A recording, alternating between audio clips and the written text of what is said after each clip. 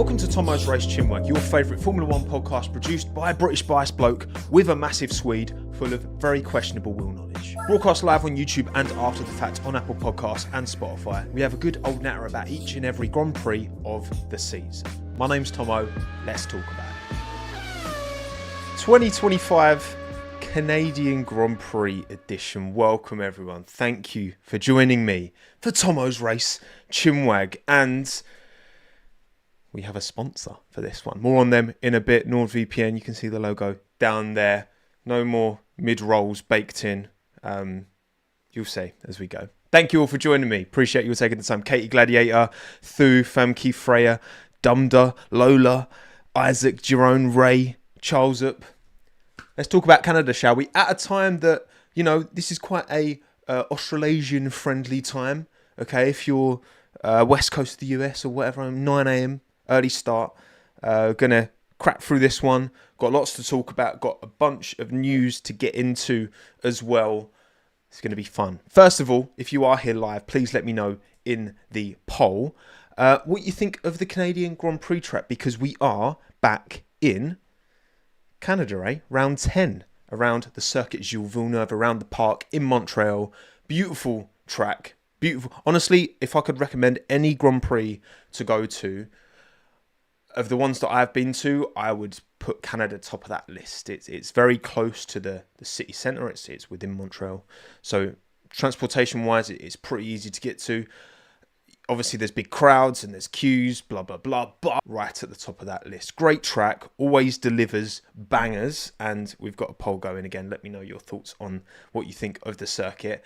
When it rains, it pours, and we saw that last year. We'll get into that.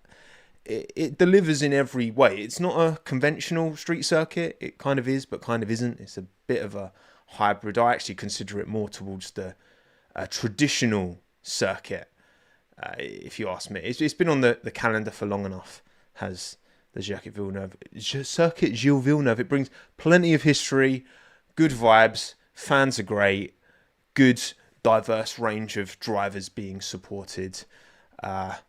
It's a banger as far as I'm concerned. 46% of you agree. You're saying it's a banger. 45% small bang. 7% mild clang. 2% if you think it's a clanger. 2% if you think it's a clanger. How is? I mean, that's too many percent as far as I'm concerned. Absolutely.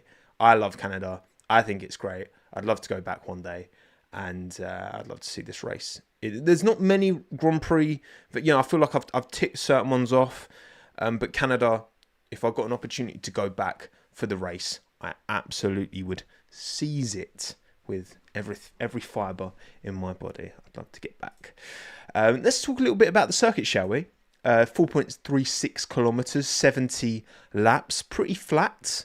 One of the flattest, if not the flattest. I mean, Miami's pretty flat, I guess, as well.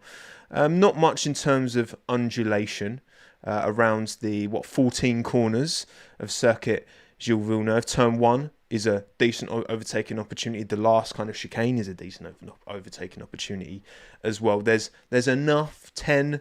You can sling one up the inside if you're feeling confident on the tyres. Look, Wall of Champions is a banger. I love the fact that a corner like that ends the lap, because in qualifying it really challenges you. We've seen many driver come a cropper there, haven't we, over the years, by pushing that little bit too hard, dinging it into the wall, and their day is done. So I've got a lot of love for this circuit. It's kind of more on the high speeds. I mean, there's a good mixture of corner profiles, I would say.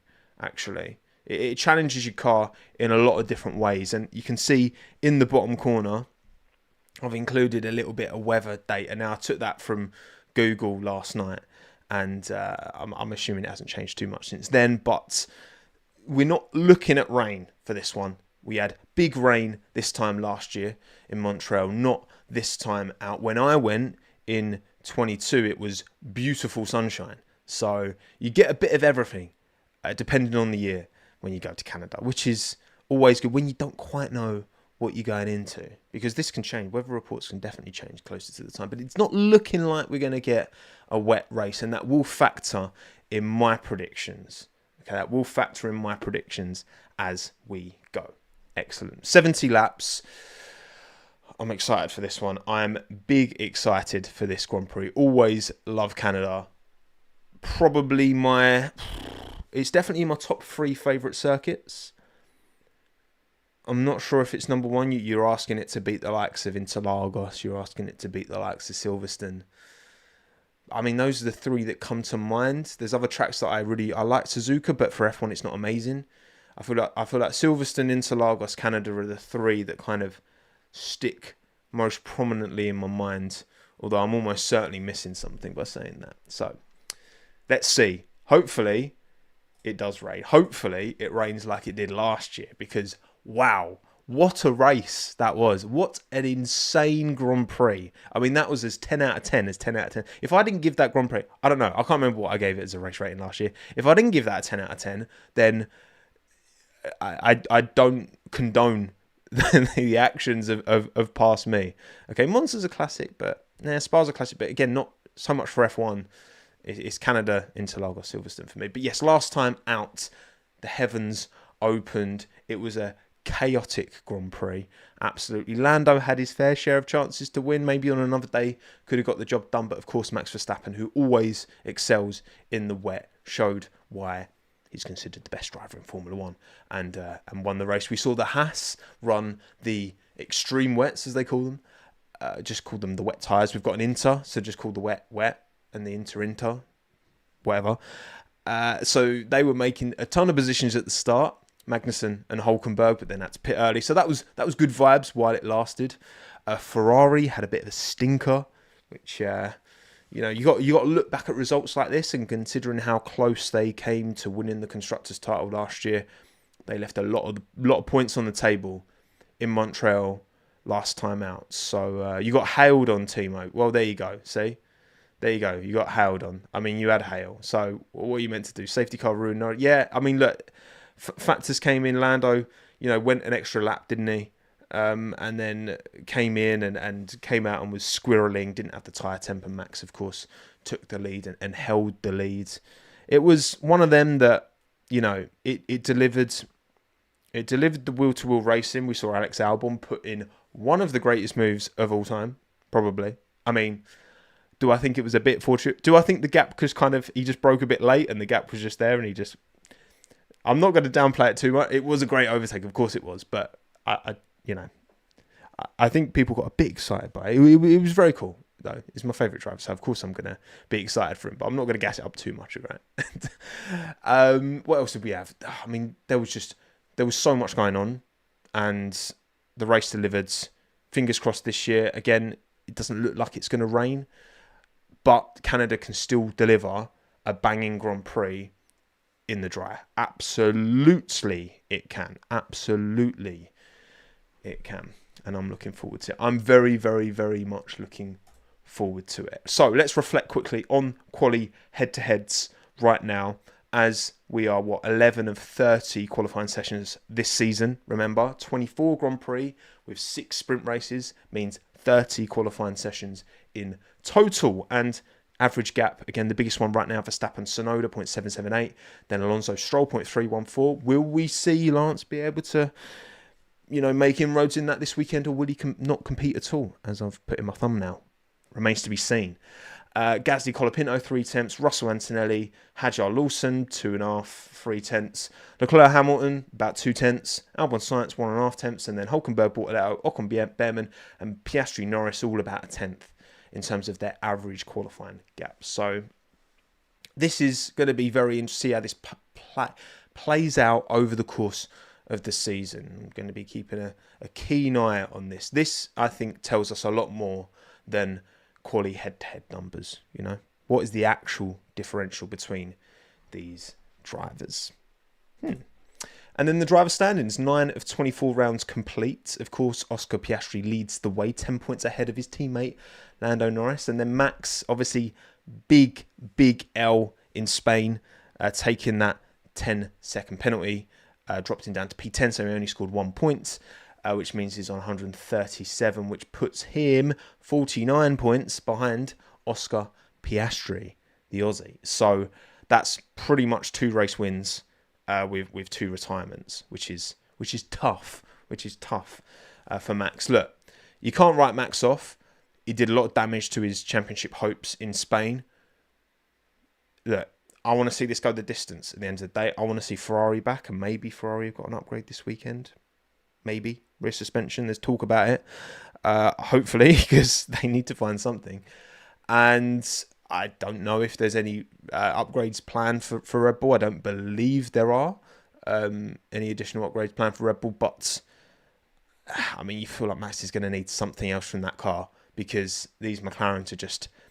That flexi wing change didn't really change anything. And as Lewis said, it was a bit of a kind of waste of time and money and focus and attention, perhaps. I'm not sure. And also, yeah, Max has to, 11 penalty points out of 12. I think he's carrying them for, I want to say, to Austria. I think it resets at Austria, I want to say. So he's got this Grand Prix and then whatever the next one is. No, it is Austria, isn't it? Or does it reset in Austria? I think it resets after this race. I think it's only this Grand Prix. Is it 2 races? To be honest, I can't actually remember. Don't quote me on any of that. I don't know what I'm talking about. I can't remember. Monday after Spa. Okay. So 2 races. So it would be for this race and Austria, he'll have the 11 points. Okay, fair enough. Well, we know obviously they set precedent last year by banning Kevin Magnussen, didn't they? For a race when he accumulated the 12. So if Max hits 12, they've got to ban him, haven't they? So there's been a lot of talk about who will replace him. I mean, we can maybe have a little chinwag about that shortly, can't we? So those are the driver standings. And then constructors wise, I mean, again, it's an absolute wrap for McLaren, almost 200 points ahead of Ferrari in P2. But then that fight for second is tight. A part of me is like, whoever finishes 4th of those 2, 3, 4 teams of Ferrari, Mercedes, Red Bull, they're not going to be that displeased. I mean, okay, it's a bit less prize money, but realistically, Ferrari, Mercedes and Red Bull do not need the money.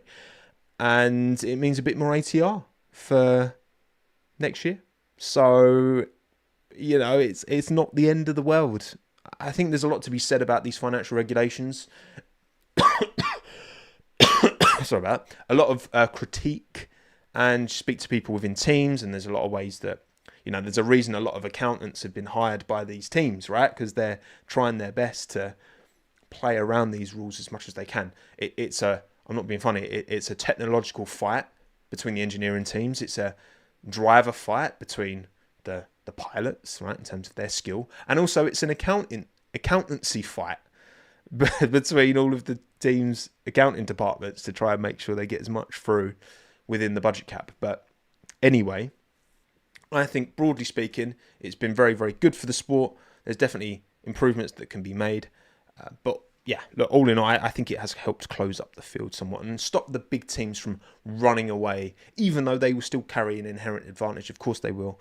I think now that we're seeing, the Williams resurgence, and I mean, say Aston Martin, many a full storm with that team, but I don't think these stories are even entertained if not for the budget cap, in my opinion, doing its thing.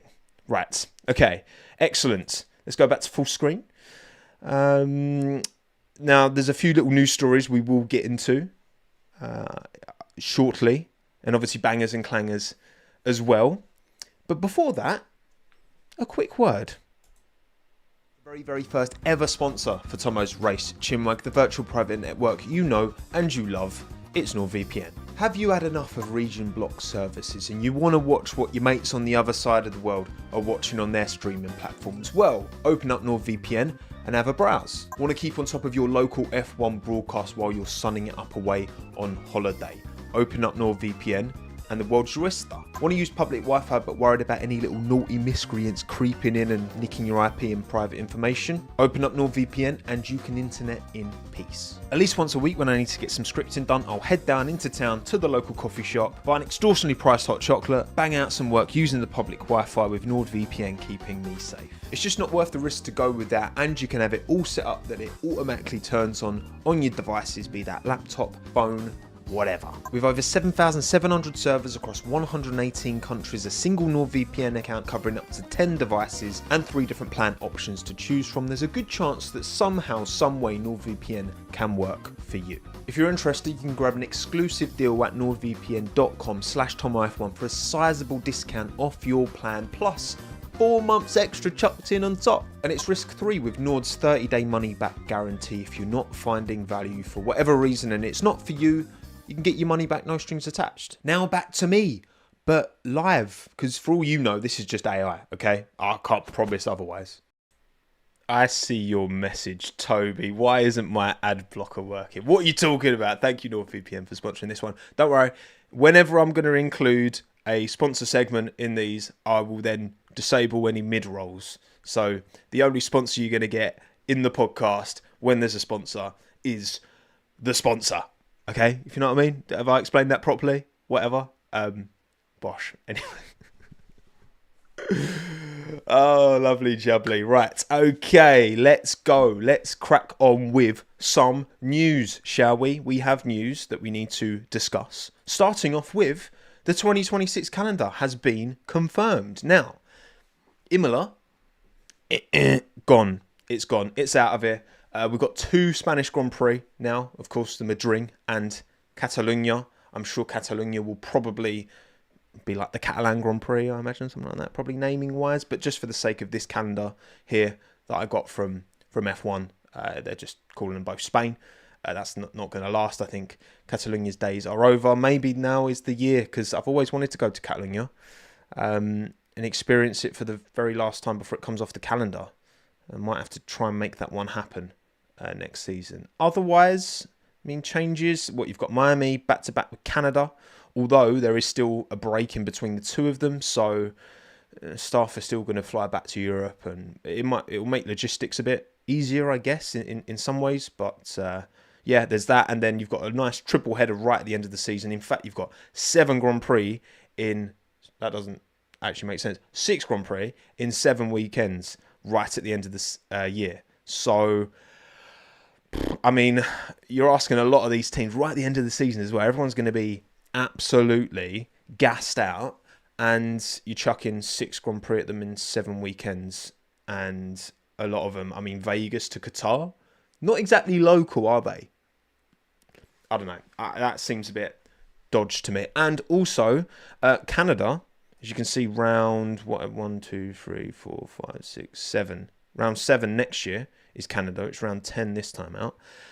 It's going to completely overlap with the Indy 500, which is a big shame, because watching the Indy 500 after Monaco and a Monaco snooze fest, let's be honest, was kind of a nice little tradition. And obviously time zone wise, it kind of worked. You watch the F1 first, and then you watch the Indy 500 after.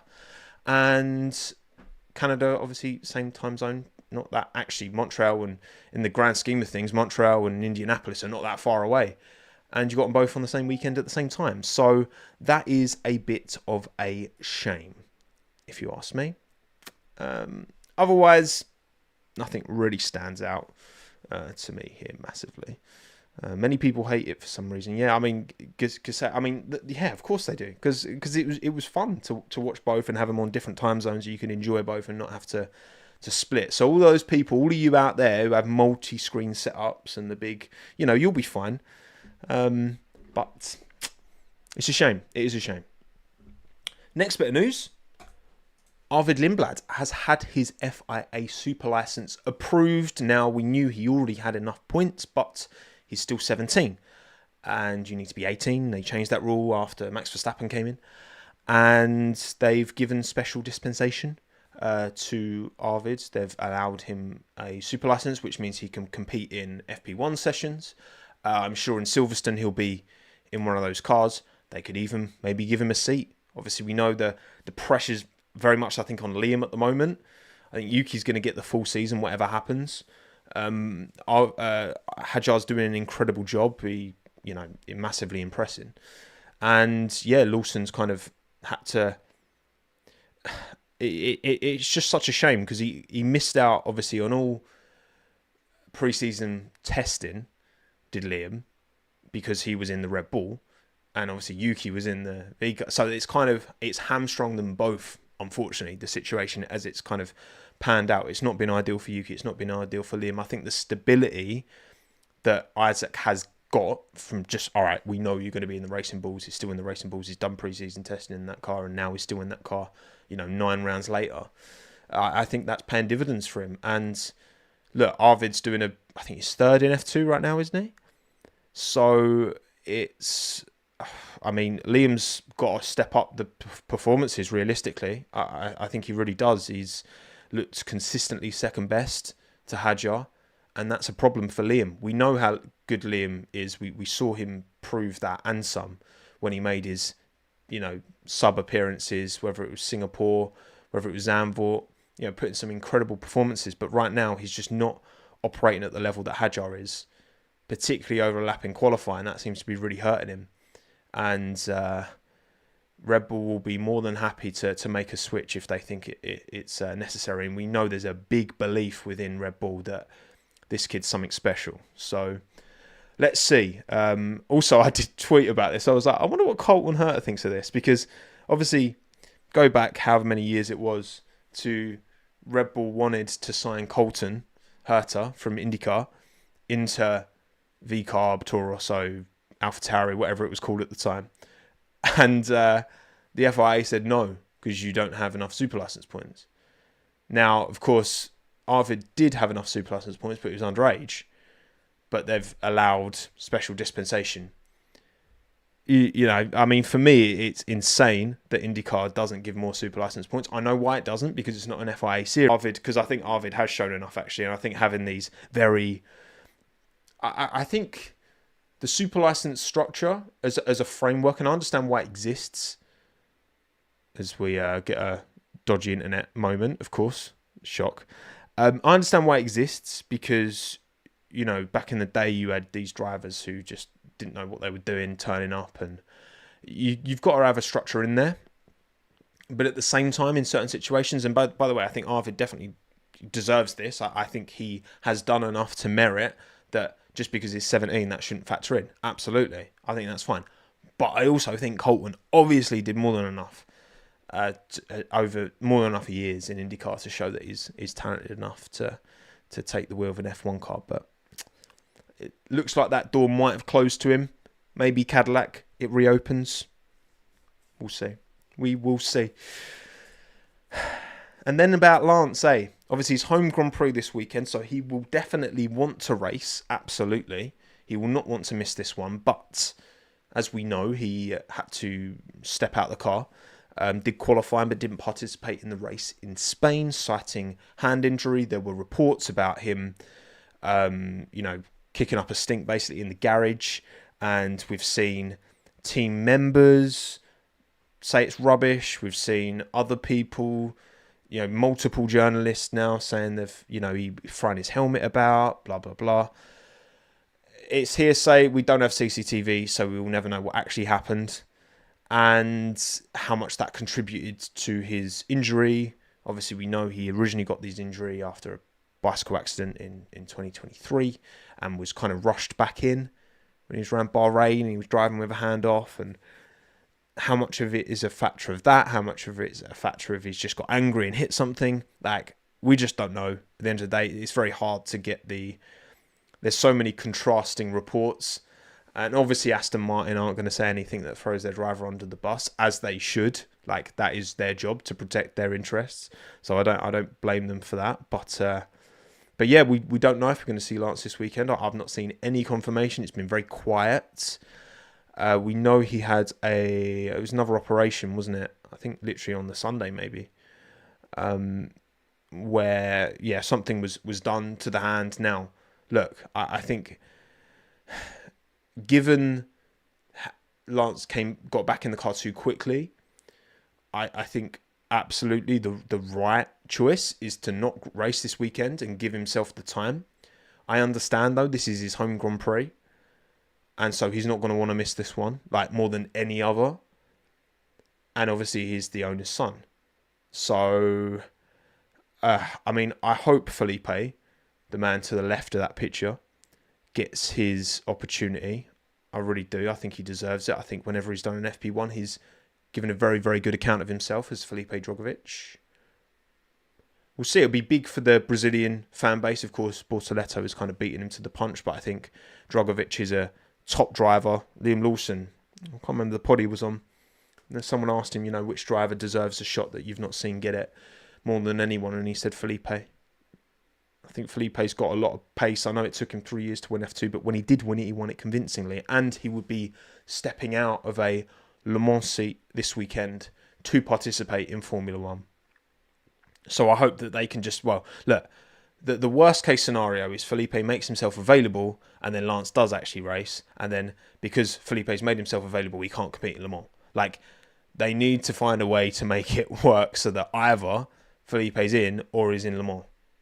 Because imagine that would be horrific if that is the case. Bottas is going to race, you reckon, Torquay? I mean, look, Valtteri does have, he put some testing mileage in a McLaren earlier this year. It's a Mercedes power unit right now in that Aston Martin, so Valtteri would be an appropriate driver to jump in. Van Dorn as well. Van Dorn would be cool. It would be very cool to see Stoffel Van Dorn actually, because he's been part of the Aston Martin team for a while. Obviously, had his shot in F1 back in 2015-16 and got destroyed by Alonso. But I mean, it's Alonso, so that's kind of what he does. But it'd be good to see Stoff get an opportunity. I would like to, I think Felipe, next generation, I think Felipe deserves it most, then Stoff. Then, we'll see. And Van Dorn's at Le Mans as well. He is through. So yeah, if they're going to make a choice between the two of them, again, just make sure that whoever you're calling up, Aston, you actually get him in the seat. And just let Lance enjoy the Grand Prix from the stands, You can still go, Lance. Just have your hand in a cast. And then... that could actually be quite... I mean, it'd be nice for him. I know he wants to race at his home Grand Prix. I understand that. But protect your future, mate. Come on. Surely. And then we have a new Haas livery this weekend. 200 Grand Prix for Haas, which is less than Max Verstappen's done in his entire career, which is kind of crazy to think about. I mean, look, this is a throwback to their original 2015 livery. And I've got to say, me lucky. This is a banger. I'm not going to go as far to say I much prefer it, but I do prefer it. They've gone more with the grey, which they had in their first year. I like the red Haas on the grey. It's not the most legible, but just as a... You can critique the legibility of logos and all that, blah, blah, blah. But just as a racing car to look at, I like this. This looks really cool. I really like it. So well done, Haas. Keep this for the rest of the season as far as I'm concerned. I'd love to see him keep it. And I think actually the fan sentiment's been very positive towards it. So I wonder how much they're going to listen to the fan sentiment around this. Because I've pretty much only heard positive comments on this livery. So... I guess we'll see with time, won't we? Will they choose to adopt it full time? I hope so. Looks like a Tommo redesign. Well, to be fair, Kira, it is just that they've basically just repainted it and added a couple of logos. But that's all it took. It just gives a bit more brand identity. I think the grey actually does make it feel a lot more Haas. I know it's a very subtle difference between the grey and the white, but it's enough, It's enough. Primetime Melbourne Street. I know, right, Pelicans. I know. I am so good to you. Right, let's go back full screen. Anything else in the chat? Any other news that I've missed before we get into bangers and clangers? I want to make sure I cover all bases. McLaren reunion, Alonso Van Dorn. Yeah, that would actually be quite cool, wouldn't it, David? If Van Dorn... But it should definitely be Drogovic. If it's not Stroll in the car, it should absolutely be Drogovic. He's been the one doing the FP1s. I'm not saying Stoffel doesn't deserve it. I'm saying Felipe definitely does deserve it. He's the more deserving of the two drivers. So I really hope that we get to see Drogovic this weekend. And I think it's just for Lance, just park it for a weekend. Like, allow yourself to fully recover. I know it's your home Grand Prix, but then just go in the stands and vibe about and do stuff, You You're still going to Montreal. You can soak in, because that's the thing, right? These drivers, it's one thing to race at your home Grand Prix, but you're still never going to be attached to the actual full feeling of the weekend from a fan's perspective. Whereas Lance can go in and just walk about and be like, hello, and he'll get swarmed. Of course he will, because it's his home Grand Prix. And it would be like a different perspective on the Canadian Grand Prix. And look, Lance can be in F1 for as long as he likes, ultimately. So, yeah, I think he can afford to take this year off. I do. But we'll see. Hamilton retirement rumours, Kronos? I've not seen them. I don't know. I've not seen them. Spa isn't in my top 3. Not for F1 tracks, no. I'd put Interlagos, Canada and Silverstone ahead of Spa, absolutely. Spa is a racing circuit. Suzuka is a racing circuit. Mugello is a racing circuit. Great. But as F1 tracks, they don't bang as much as they should because regulations, dirty air, blah, blah, blah. Bottas 5-place group. Yeah, I listened to it. So Valtteri did a podcast with old Tom Clarkson, didn't he? The whatever, Beyond the Grid. And he was saying, yeah, he's still carrying a 5-place grid penalty. So he spoke to one of the stewards or something to do clarification. If Valtteri jumps in at some point, if he has to replace someone, if someone gets ill, whatever, he is a reserve and he's about every weekend. Does he have to take the 5 group? That would be such a stinker. Isn't like Button still got one? I think Button's still got, JB still got a 5-place grid pen that he never served.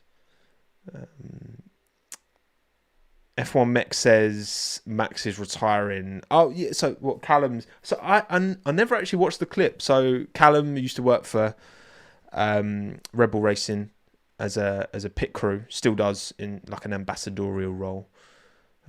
Said that Max is retiring. I mean, I've not seen the exact quote from Callum. I think for Max, you know, all we know about Verstappen is that he loves racing, he loves being competitive. He's not crazy attached to F1 in the same way that he's attached to motorsport, right? I think there's some drivers who are only interested in F1, have only ever been interested in F1, and the rest can go by the by. I think Max would do rally, Max would do Formula Drift, Max would do IndyCar, Max would do Le Mans. We know he's got ambitions for that. A lot of the drivers do. Yeah, look, I said it before, I say it again. In my opinion, it makes complete sense for Max to stay for the first year of the new regulations, because then he can just see where the lie of the land. And if this rumoured thing in his contract where it's like if he's lower than a certain place in the Drivers' Championship by a certain point, then he's free to leave, essentially. Even if he could trigger that this year, I don't think it makes sense for him to. I think it makes sense to, again, stay at Red Bull, first year of the new regs. Not only then can he see where Red Bull are, but then he can look at the other teams and be like, right, Aston Martin have smashed it, or Williams have smashed it, or Mercedes have smashed it, or whoever's smashed it, right? And then he can be like, cool, who's the quickest? I want to drive for you. Like, or maybe he tries the car in 26, and maybe he just doesn't like these new cars with the 50-50 PU and the less.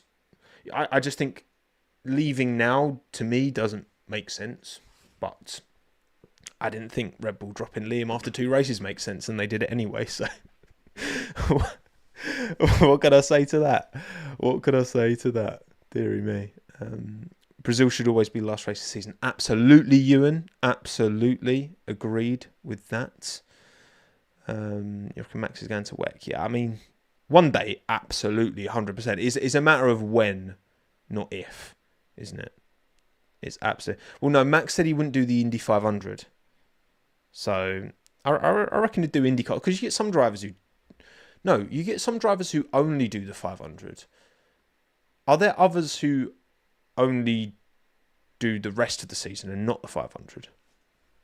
I think that's the case, but I'm sure if the 500, I'm sure if there was a way of not just doing the season, not doing the 500, Max could take that up. Right. Anyway, let's get on to predictions, shall we? Should we get on to bangers and clangers? I think it's that time. Bosh. Starting off with my predictions. My predictions first and foremost for Race winner, banger drive, banger team, clanger team. My race winner for the 2025 Canadian Grand Prix is Lando Norris. Now, Lando was strong around here last year. The rain kind of caught him out, kind of caught the team out. Missed opportunity. I was very impressed with how Lando bounced back in Monaco. Not quite his weekend in Spain. Oscar was definitely on top, but I think Oscar struggled in Canada last year. I mean, look, they were running fairly close in the race, but obviously he had his mistake in, was it qualifying when Oscar crashed? I'm feeling a Norris race win this weekend. Again, I think throughout the course of the season, do I think Piastri is going to win the title in the end? I do. I think he's going to finish ahead of Norris in the end. And given the cars, I don't see Max winning the title now. I don't think, but I think it's going to go to the distance, and I think they're going to trade wins. I still think Oscar's going to get it done, but I think Lando's going to win this time out. Last year doesn't mean any. Well, I know, but you have to go off something, don't you? And so momentum-wise this year, again, Oscar was on top in Spain, but I think I've actually been, you know what, I've seen a few reports that Lando's taken a bit of a step back from social media. And honestly, I think that's the best thing for him, because the noise, you know, the noise. Look, listen, even for what I do, which is a tiny fraction of the eyeballs that Lando Norris gets.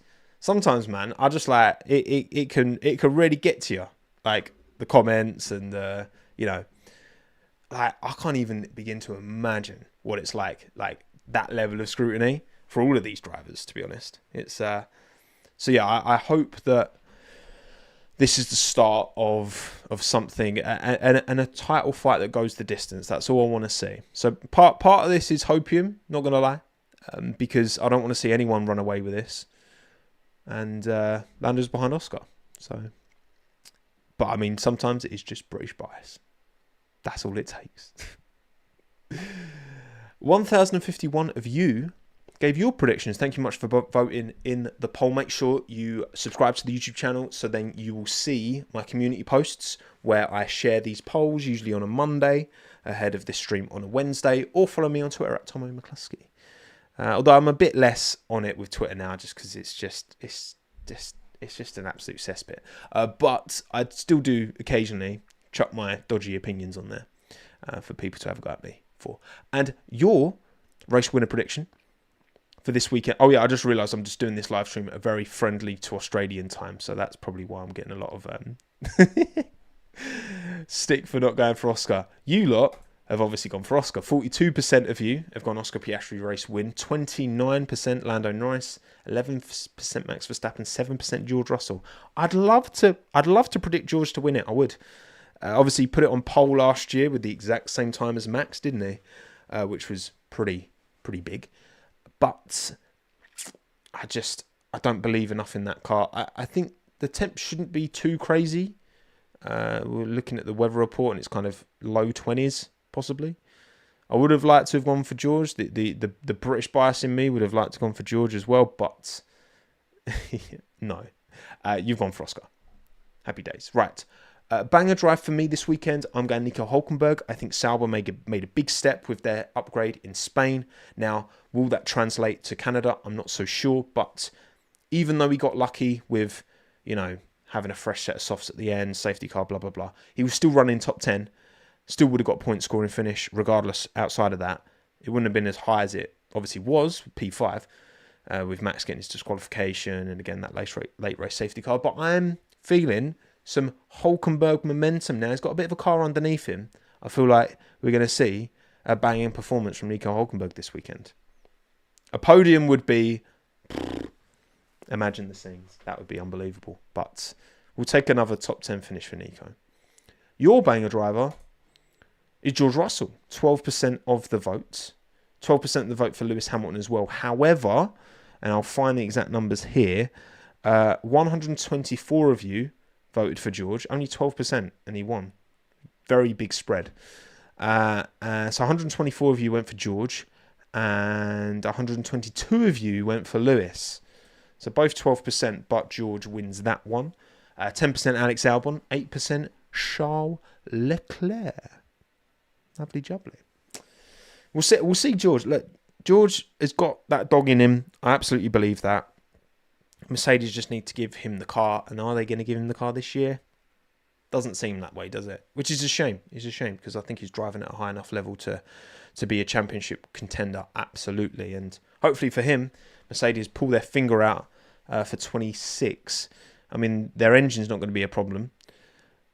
The chassis, remains to be seen on that one.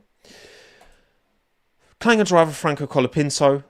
You've also gone for Franco with a slightly bigger head by the looks of the graphics for some reason. Not sure about that. 16% of you gave it to Franco. 15% of you gave it to Lance Stroll. I mean, if he doesn't even race, then that's the definition of a clanger driver, I suppose. 12% Yuki Tsunoda. 9% Lewis Hamilton. So, yeah, we've both gone Franco. I mean, we've not seen anything particularly impressive so far since he's jumped in the Alpine. It did concern me that we'd get caught up in a bit of a Nick De Vries effect. I mean, and don't get me wrong, right? Franco had a bunch of races in that Williams last year. He was impressive at the start. He was less so towards the end, where the crashiness kind of crept in. But the raw pace was absolutely there. But De Vries, obviously, he had that shot in the Williams in Monza, delivered the points, and then got into the V-Carb Alfa Rosso and was disappointing and didn't, lead that team like Helmut Marko was expecting him to. I worry that in that Alpine machinery, Franco's not getting the best out of himself. Like, if this had been Franco's shot in the same way that he got his shot last year at Williams, what we're seeing right now is not good enough. It was definitely good enough in the Williams. He was averaging within a tenth of Albon in qualifying. So we know he's got it in him, but does he have it in him in this Alpine car? Now, obviously, they have different engines. Williams has... So there's big changes, there's big differences between the two teams. But I worry for Franco. He needs a big result. He needs a big result. And I hope it's coming, but I'm concerned. And so are you, by the looks of it. So are you. Banger Team Sauber for me. Again, good weekend in Spain. I'm hoping for a good result for Hulkenberg and Bortoleto as well. Gabby out-qualified Nico in Spain, remember? Qualified P12. So I think they've found something with that car. I also listened to... I was in Southampton last weekend, and on the drive back I was listening to the Jonathan Wheatley podcast. And very interesting, very insightful man. I feel like now I've got a bit more belief in Sauber. I don't know. That's just recency bias of listening to that. But Jonathan Wheatley speaks very well.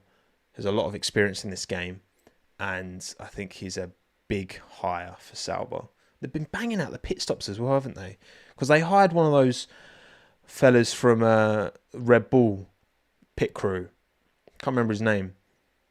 And yeah, I think since he's come in and since Wheatley's come in, and obviously Wheatley is kind of managing the team, the operations, the marketing, that kind of stuff. And then Bonotto's focused purely on the engineering, the technical, which is exactly the role that he should be in ultimately. And I think that will bode well. That will pay off for Audi in the long term. But even Audi have started pushing that can down the road in terms of their competitiveness, like 4 or 5 years, which is tough, tough. And then your banger team is Williams, 20% of the vote. Obviously, Albon's done a very good job around Canada. Historically, he was very unlucky in the race last year, where Sainz, his teammate now, but in the Ferrari last year, spun in front of him and Albon couldn't go anywhere. Just clonked the rear of his car, ripped his right rear off, which was a shame. So, look, I think... And then the year before that, Albon did the train and got P7 or whatever it was. So, yeah, Williams have always run well around here. For me, it was a way up between Sauber and Williams for my banger team prediction. So, don't be surprised if we get good points on the board, and just give Sainz a good weekend, man. Because Sainz did his run around Madrid, didn't he? In the Williams earlier this week / last week, whenever it was, which is good vibes, and hopefully the track's decent. It didn't look amazing, but I want to see Sainz getting some good points on the board for Williams because he deserves them, absolutely. Clanger team Ferrari, look. I'm sorry. Look, the way I see it, right, I keep predicting good things from Ferrari and they keep letting me down. So I'm like, okay, there is a part of me that is just doing this because I want to do reverse jinx. I'll be honest, it is. There's part of me. It's not the entire reason, but it's part of me. Now, will their rear suspension upgrades be coming in Canada? I don't know. If not, then I don't expect much. If it does, then okay, maybe. But I'm getting a bit, and I'm not even a tifosi, but even I'm getting a bit bored of like them just be so disappointed. I want Ferrari to thrive. I want Ferrari to succeed, and right now they are doing anything but. So, I mean, Stroll's still able to deliver podiums, which is a good thing. And I said this in my Hamilton video, that in some ways, actually, these struggles help Lewis in a way. Because if this car was a championship competitive car, then Charles is in that fight and Lewis is definitely not, based on what we've seen performance-wise so far. But, break everything, as James First said. Break everything, fix it, and then ahead of 26, then Lewis might cook, I still have faith that he can turn it around, and Lewis he's very heart and sleeve, isn't he? He moans a lot. He's a big moaner, is Lewis, but he always has been. So you got to take his most recent moans with a bit of a pinch of salt, as far as I'm concerned. Is Fred too laid back? Look, I think this is the biggest challenge of Fred's tenure. Fred is not the technical lead, okay? But Fred would have signed off on the decision to change 99% of this car. Now, again, that only... You're then putting a lot of pressure on your team to deliver something. Should maybe Fred have kept that information to himself? Because for me, that's something big that I'm holding on to. Like, bro, if you've invested all of this resource into changing 99% of what was a very good car in 24 into 25, and you've gone nowhere relatively, that's all resource that you could have spent on... Obviously, I know the 26 regulations, technically you couldn't start on the car until the start of this year, but you can still put a lot of resource, a lot of time, a lot of thinking before you actually know the letters of the law in these new regs. And they chose to spend all this time changing 99% of the car. I don't know, that's tough. That's going to be incredibly difficult to justify unless Ferrari finds something with... Again, a rear suspension upgrade, which is maybe coming this weekend, maybe coming in Austria. Who bloody knows at this point? So I've gone Ferrari, Clanger. And you've gone Alpine. 27% of the votes, 15% Aston Martin, 13% Red Bull, 13% Haas. There we go. Lovely job. Pretty different. In fact, just Colapinto as Clanger is the only one we have the same. So we'll see. Post-race CHINWAG on Sunday, who comes out on top? We will see. Okay, back to full screen. Let me check for super chats. Thank you, Gladiator. Appreciate it. The abuse directed at Stroll by media/fans since Spain is abhorrent. Entitled behaviour from Drogovic's fans makes me hope Lance has a great weekend. That's interesting. So obviously, again, we all see what we see independently on social media. I didn't actually, I had no idea that Stroll was getting some stick from Drogovic fans. And look, I'll say exactly the same as what I said and continue to say about Colapinto, because we know that Colapinto, the Argentinian fan base, has, a vocal minority, has handled themselves appallingly online.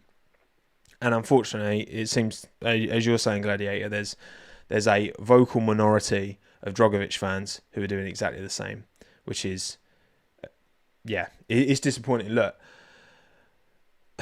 I wish, I do, part of me is like, I wish there was a bit more clarity about the Stroll situation as to why it is what it is. The fact that there isn't clarity in terms of, right, is this definitely because of the long-standing injury? And there's obviously these rumors, and there's, the thing is, we're seeing from multiple journalists talk about it. As soon as then you add that uncertainty as to why it's happened, then that creates speculation, and speculation creates discussion, but also it creates, people jump into conclusions because people, especially on the internet, seem to think that they know everything about the situation when obviously they don't. And I think we're all guilty of that to an extent. But yeah, I think, look, this is, if Lance is ready to race, then he should race. If he's not ready to race, then he shouldn't race. And I think he should err on the side of caution because of what happened in 23. And if this is something he's been struggling with for many months, which is what we've heard floated around. But none of that. I just imagine being the kind of person who sees a driver and goes onto their social media to send them nasty, sort your life out. Sort your life out, please. No one, I promise you, no one does that who is happy and content in themselves and their life. So if you are doing that, then fix the root problems in your own life so that you don't choose to go and spew hate online. Okay, that's just the reality of it. No one does that who is happy and content and healthy in their own skin, in their own being. It's a projection. And I don't care if you're a sports fan. I don't care what you do. If you're going and doing nonsense like that, then look at yourself first. It's a shame. It's a shame. No one deserves it. Checkmate. Don't be silly. All right. No one deserves that. It's ridiculous. And because also, look, the thing is with Lance is that, yeah, Lance represents the absolute clearest example of how this sport is not a sport for the privileged. Okay, Lance does represent that. Of course he does, because his dad owns the team, multi-billionaire, blah blah blah. You look across the grid, Lando's dad, multi-millionaire, Oscar's dad, multi-millionaire. So many drivers have wealth in their family, and there's very few exceptions to that. Okay, drivers who didn't come from exorbitant wealth, because of course you can afford the opportunities, you can afford new engines, blah blah blah. I get that Lance represents that at the most extreme example. Okay, but most of these drivers have come from extreme privilege that most of us can never even dream of, right? But if you were in that position, if you were the son of the billionaire, you take it? Of course you would. Of course you would. If there's nothing I wanted to do more as a kid than grow up and be a Formula One driver, a racing driver, not even necessarily specifically Formula, a racing driver. But I went karting once a year, if that, because we didn't have the money. Because karting's expensive. Even just rental karting's expensive. We're going to go play football, which costs basically nothing. Of course I'm going to go and do that. Of course that's what my parents are, because my parents, I didn't come from... You know what I mean? So it's a problem beyond... You can go around and find all wealth backbaits into the families of most of these drivers. Relative wealth. But motorsport's always going to be expensive as well. And I'm glad there's initiatives like what Rob Smedley's doing. I'm glad what, the sim racing element and how that can help bring that barrier to entry down potentially so that teams can spot talent. Because motorsport will always be expensive. If you can just facilitate a system that allows kids at the very start, 8 to 12, those years, to not have to spend insane money, and then scouts from these teams, be that F1 teams, be that Formula E teams, IndyCar teams, whatever, can then identify the talent and pick them up before the money gets in the way and stops them progressing. It's like Lewis, when Lewis got picked up by McLaren, he was still a kid. If he hadn't got picked up at that stage, then Anthony probably wouldn't have been able to afford to put him through the the single-seater formulas. And there's going to be so many examples of kids who had the ability and had that raw talent at 8, 9, 10, 11, 12 years old. And then all of a sudden you're asking for 6 figures a year it's just not sustainable. And of course you're going to stop. And that is inherently not meritocratic, because it favours those who have the budget and the bag to throw. And again, I don't begrudge any of these kids who do come from privilege for taking that opportunity, if anyone would. But we should, I think, aspire to create a more fair, equitable system where the merit of drivers and the merit of opportunity and level the playing field at the start, so that the talent, before anything else, before your financial background, before your skin colour, before your gender, before anything, it's your talent that's the focus. And the team should be incentivized by this as well, because some of the, probably, well, yeah, you run the numbers, the greatest of all time, the driver with potential to be the greatest of all time is probably an accountant somewhere, and probably never got because the chances, how many drivers get priced out of it, the vast majority who take part in top tier karting do not make a career of it. And it's not just because of talent, you know? Anyway, that was a bit of a waffle, but that is a subject that I'm quite passionate about, because I just think it's a shame. It is a shame. But anyway, right, I'm going to wrap it because we've almost gone on for an hour. That was a long one. Thank you all for taking the time. Really do appreciate your support. Abdi, Johnny, Patrick, LV, LW, Kappa, Fantastic Frog, Checkmate, Gladiator, Rude, Moon, David, Famke, James, Yvonne, GNX, Max, Savam, and the rest of you. Thank you to NordVPN for sponsoring this podcast. First time. Lovely jubbly. Happy days. And don't forget to like the stream, rate, comment, blah, blah, blah, all that. Also, there's a new thing. I can respond to YouTube comments with voice notes now. I did it on the last video, and that's kind of interesting. So even more reason to leave a comment below, because I might give you a voice note back. So yeah, that's a wrap. Appreciate you taking the time. My name's Tomo. Thanks again. Have a good one. Ta-da.